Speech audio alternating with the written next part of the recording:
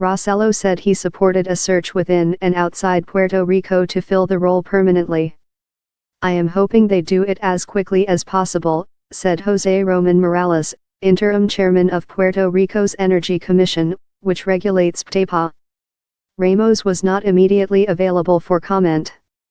Maria knocked out power to all 3.4 million residents of Puerto Rico in late September, and only about half the island's power has been restored. The island has also experienced intermittent power interruptions to populated areas that had seen electricity restored over the past few weeks. In a webcast update on restoration efforts, Ramos said that 50.5% of generation had been restored as of Friday, and additional lines have been repaired that have not yet been charged to provide electricity. "The highest peak of generation that we have had is 50%.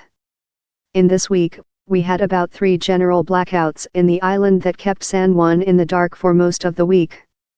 That is totally unacceptable," said Tomás Torres, executive director of the nonprofit Institute for Competitiveness and Sustainable Economy for Puerto Rico.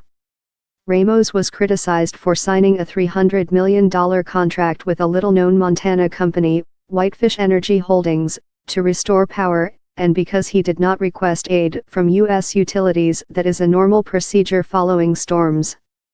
A week after the storm, the Federal Emergency Management Agency put the U.S. Army Corps of Engineers in charge of restoring power, which is usually the responsibility of the local utility. The Corps has been working with several utilities, including PTEPA. On October 31, the governor said early efforts had fallen short and finally turned to U.S. utilities for assistance, asking for hundreds of crews and vast fleets of trucks to repair the grid. Transmission lines weaving through the mountainous center of the island were cut off by the hurricane, which hammered the island with winds up to 155 miles per hour, 250 kilometers per hour, when it made landfall on September 20. Managing debt PTEPA has been hampered by years of underinvestment and frequent turnover in management, and inefficient collections that forced it to go deeply into debt. The utility had incurred about $9 billion in debt before declaring bankruptcy in July.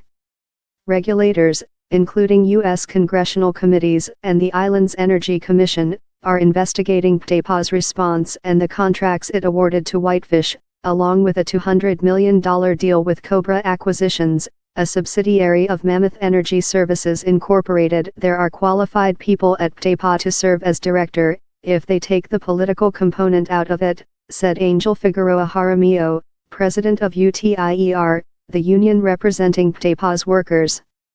Complexities of Puerto Rico's grid make it difficult for an outsider to take on the role, but anything is possible, he said.